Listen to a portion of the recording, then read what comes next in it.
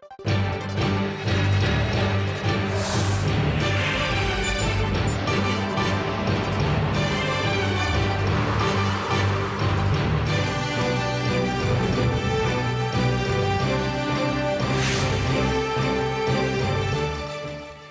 and welcome to ARIRANG News. It's Friday, September 26th here in Korea. Live from Seoul, I'm Laah Hyun-kyung, and these are the stories we are following at this hour. The foreign ministers of Korea and Japan meet and discuss the possibility of holding bilateral summit talks. Seoul says Tokyo should first sincerely apologize for its past wartime atrocities. If things go as scheduled, Korea's parliament will hold a half-full plenary session with the opposition still boycotting legislative activities over the special ferry bill. The FBI claims to have identified the IS militant in the videos showing the beheadings of Western hostages. The U.S.-led coalition gains momentum with more countries joining in on airstrikes in Iraq. Our top story this afternoon, Korean and Japanese top foreign diplomats held talks in New York on the sidelines of the UN General Assembly. The question on most people's minds is, will the two countries' leaders sit down for a one-on-one in the near future? Hwang Sung-hee starts us off. Meeting for the second time in less than 2 months on Thursday, Foreign Minister Yoon Byung-se and his Japanese counterpart Fumio Kishida agreed to work on repairing their strained ties. Yoon stressed Japan's sincere efforts to heal the wounds of the so-called comfort women is essential. He expressed concerns over Tokyo's recent backpedaling on its past apologies to the Korean women who suffered at the hands of the Japanese army. Kishida reaffirmed Japan has no plans to revise the Kono Statement, a landmark apology to the comfort women that was issued in 1993.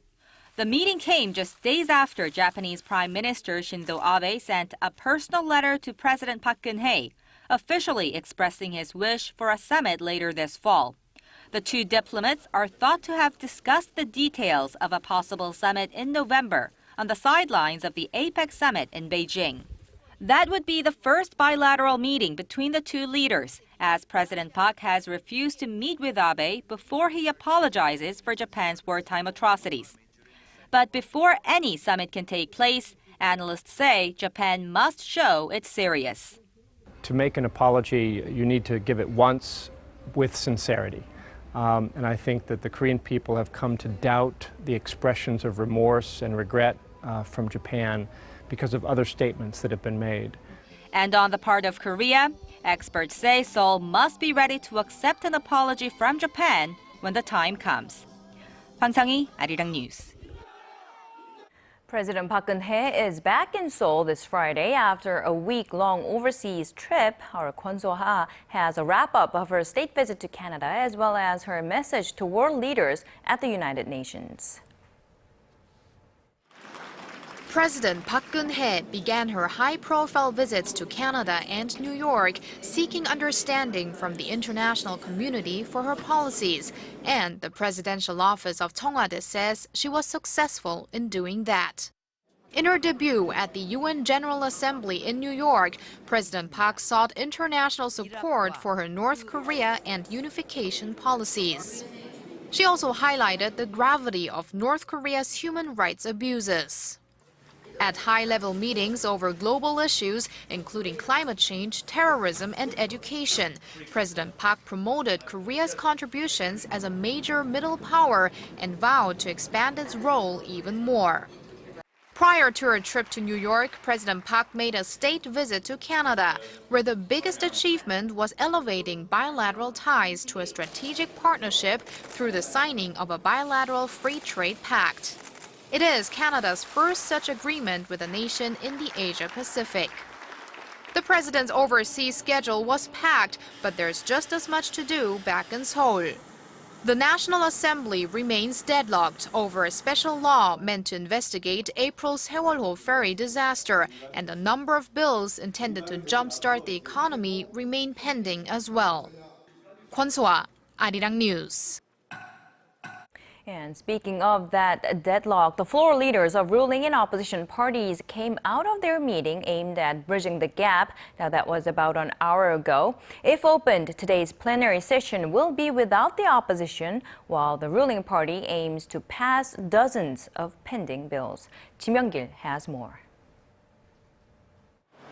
Public opinion has turned decidedly against the National Assembly, as lawmakers have left thousands of draft bills pending and an annual audit of the government delayed for months due to the deadlock over the Seoul ferry bill.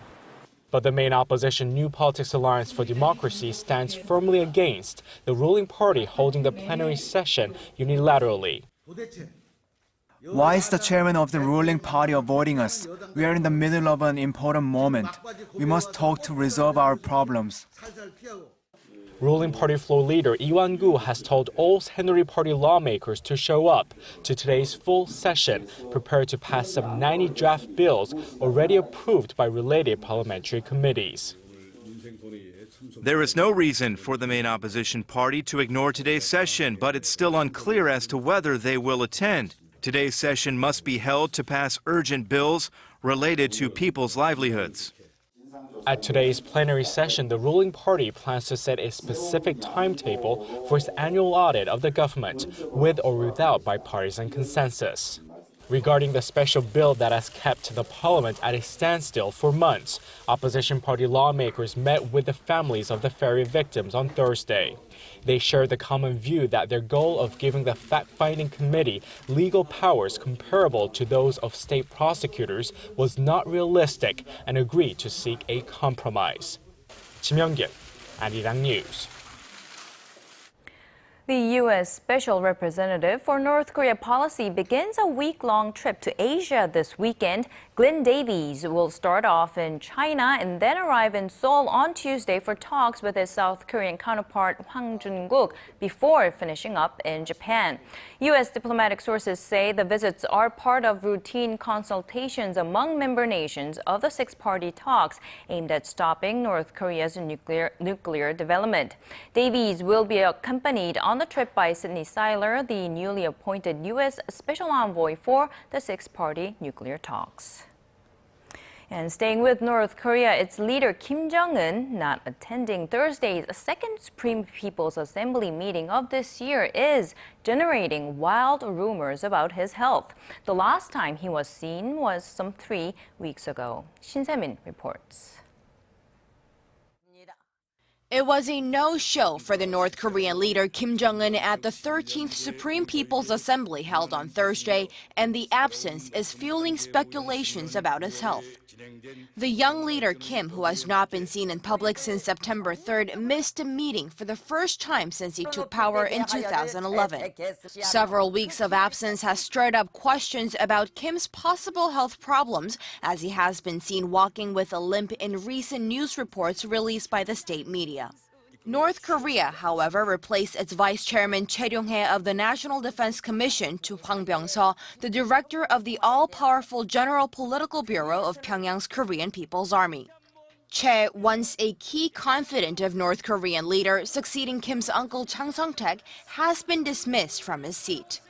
The day-long meeting has brought together some 650 delegates to approve some of the key public policy and legal measures, along with overhauling the country's mandatory schooling and conscription systems.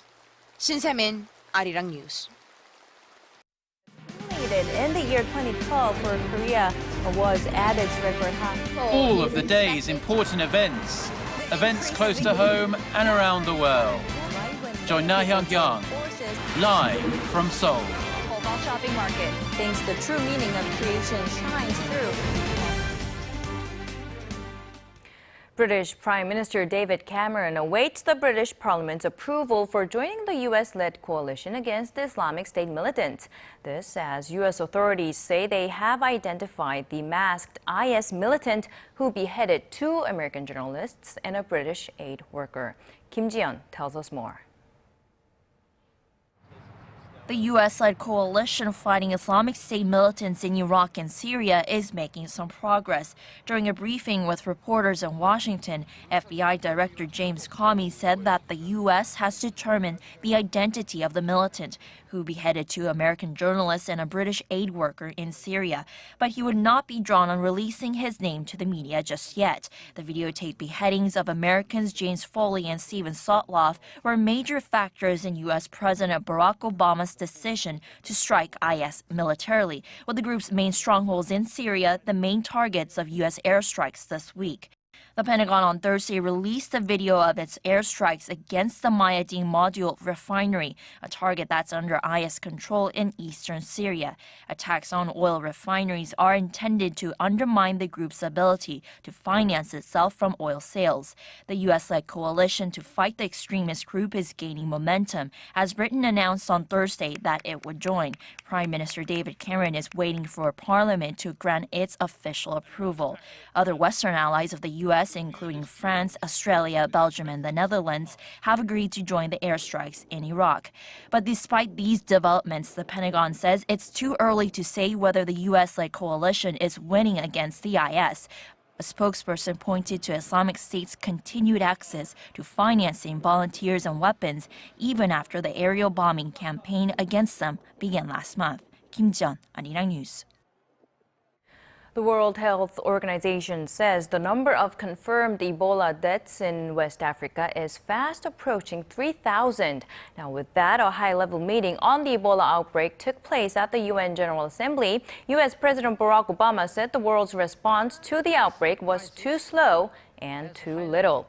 UN Chief Ban Ki-moon said a 20-fold boost in aid was needed, as World Bank President Jim Young Kim said his group would nearly double its financial commitment to $400 million to get urgently needed staff and resources to the affected areas. One of the hardest hit West African states, Sierra Leone, sealed off another district in a desperate move to contain the epidemic, placing some 1/3 of its populace under quarantine. In other news, Korea and China are still divided over a number of sensitive issues in their bilateral free trade agreement talks. The two hope to wrap up negotiations by the end of this year, but is that a feasible plan? Our Kim Min-ji has the details of the 13th round of FTA negotiations between Korea and China. The latest round of talks on a Korea-China free trade agreement came to an end Friday, and while some progress was made, the two sides remain divided over some highly sensitive issues. In the 13th round of negotiations held in Beijing, the two sides discussed a range of topics from products to services and investment. There were compromises made with customs issues, such as exempting shipments of less than $700 from submitting a certificate of origin. They also agreed to complete customs procedures on shipments within 48 hours of arrival. But differences do remain. Korea wants China to lift tariffs on Korean manufacturing products in the early stages of implementation, and China wants the Korean market open for agricultural products. Neither side has been willing to budge on those issues. The two countries have now so far agreed on 4 of 22 chapters for their FTA and are nearing compromises in several other chapters, including economic cooperation. Korea's trade ministry said the two sides have yet to decide on a date for their next round of talks. President Park and Chinese President Xi Jinping agreed in talks earlier this summer to wrap up FTA talks by the end of this year. China is Korea's biggest trading partner in terms of both imports and exports. Kim Min-ji, ARIRANG News. Defense officials from ASEAN member countries are wrapping up their meeting today in Seoul. They've talked about many issues, including how to do their part in global peacekeeping cooperations. Kim Hyun-bin has this next story. The 3-day ASEAN Defense Ministers Plus meeting enters its last day on Friday, with ministers and defense representatives from 18 nations across the Asia-Pacific taking part. They have come to enhance cooperation in United Nations peacekeeping efforts around the globe. Our goal here is to kind of show other fellow Asian countries about what we've been doing and what we have accomplished in the past, and also to learn from them as well. I mean, there are countries with, say, Indonesia, the US, and other countries who have expertise in this field. This is one of 6 ASEAN defense conferences this year. Each one has a specific focus, with this week's being on peacekeeping. To get a better understanding of Korea's peacekeeping strategies, the group visited Korea's International Peace Corps on Thursday. And the purpose was, from our side, to come and provide an update on the current trends, challenges, and priorities in UN peacekeeping operations around the world. We were also willing to provide a few updates on current challenges in our field missions. Korea is known for its defense capabilities among ASEAN member nations. Since 1993, Korea has been an active participant in UN peacekeeping operations around the globe. Over that time, a total of 17 countries and over 12,000 troops have been deployed to different corners of the world, including Iraq and Somalia. On Friday, a defense representative from each country will discuss ways to increase cooperation by sharing strategic information to enhance peacekeeping operations on foreign soil. Kim Hyun-bin, ARIRANG News.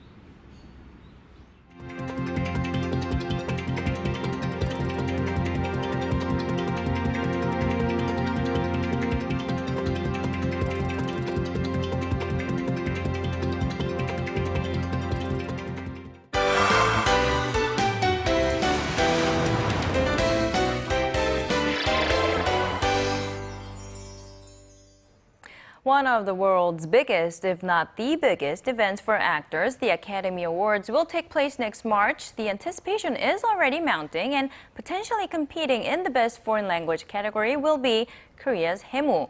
For more, we have our film critic Jason Bechervaise live in the studio.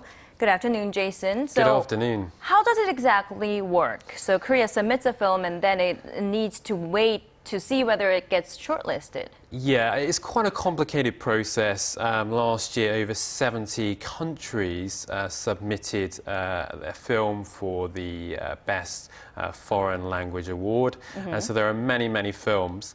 So what you essentially have is you have several hundred Academy voters who basically watch all these films on screeners. And then you have 6 films that are shortlisted, and then they add another 3. No, those 3 are selected by a special committee, which basically they're there to ensure that no films have been overlooked. So they'll add another 3 films. And then you have voters from both the West Coast and the East Coast, which will then pick 5 final films for the official nominees, if you like, in January. So it is a complicated... It is a very complicated process. It is a complicated process, and there are lots of factors involved in choosing the nominees as well. Right. So what aspects in terms of quality are the voters looking for? Well, obviously quality. Quality is obviously a big factor, but the Academy tend to favour films that tackle social issues. They're fond of history, for example. A lot of the Academy voters are generally of the older generation too, and so and they're also I think they tend to appreciate European cinema a little bit more than perhaps Asian cinema, as we've seen with the films that have been nominated in the past. If you look at the top 10 countries, 9 of them are European, and one of them Japan. Japan's done quite well. 4 films have won, 12 nominees, but Korea, 0. So Korea doesn't have a very good track record. Right. So you would say when it comes to the foreign language film category that the Oscars are a little bit more Eurocentric. Yeah, I think it's fair to say, and I think the voters themselves, they have, a lot of them have European heritage, for example, and so they tend to favour, or they tend to appreciate, or at least they tend to understand European films a little bit better than perhaps films from other countries. Although Japan does have a good history with the Oscars, and it does have a great cinema, but so does Korea. And it's interesting that Korea, despite the fact that it's appreciated worldwide, we see films go on to do very well at festivals, and yet no films are nominated, which I think is perhaps reflective of Korea's dark narrative. A lot of the films that do get chosen for the submission for the Academy Awards are quite dark. Pieta, for example, by Kim Ki-duk, went on to win the Golden Lion at Venice, and yet it didn't get a nomination. And to be honest, I was expecting it not to get a nomination because it's just so dark. And Haemu is also dark. Oh, So, do you think Haemu still has a fair chance in being nominated? Or? It's a long shot.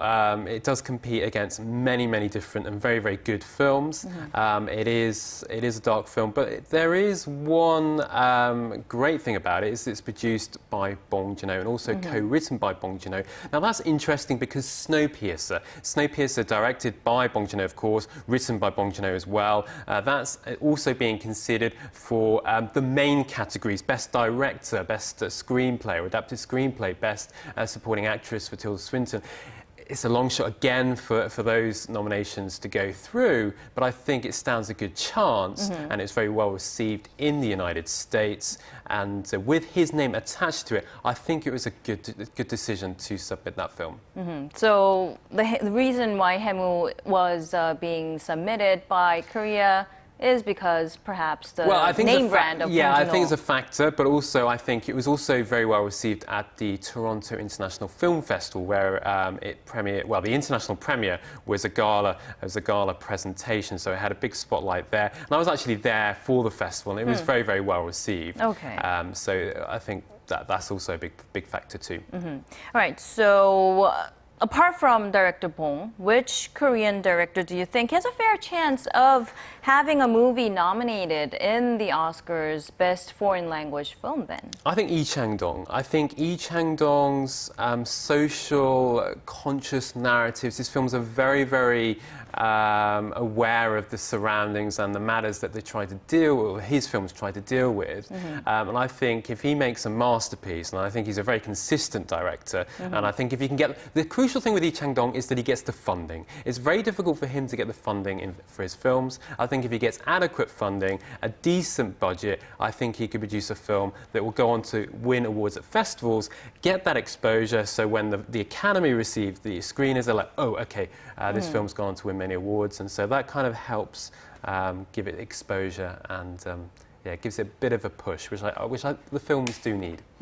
And you said the results will come out, or I mean, Haemu will be able to find out whether it gets nominated or not in January? Ultimately, we'll all know in January as to the final shortlist. They may actually cut it down in the meantime, because you've got 70-odd films that have been submitted. So that may be cut down.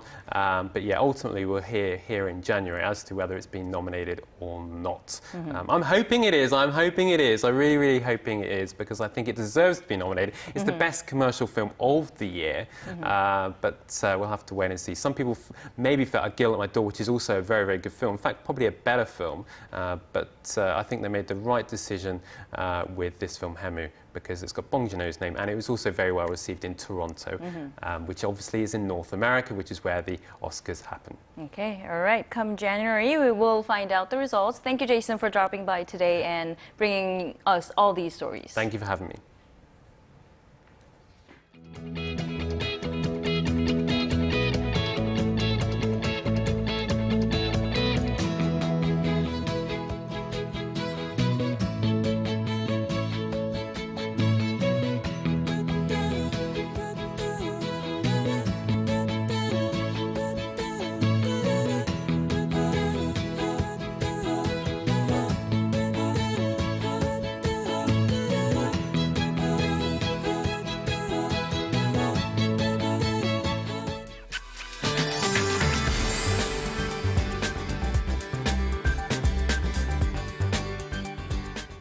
Good afternoon, I'm Michelle Park here with the latest weather forecast.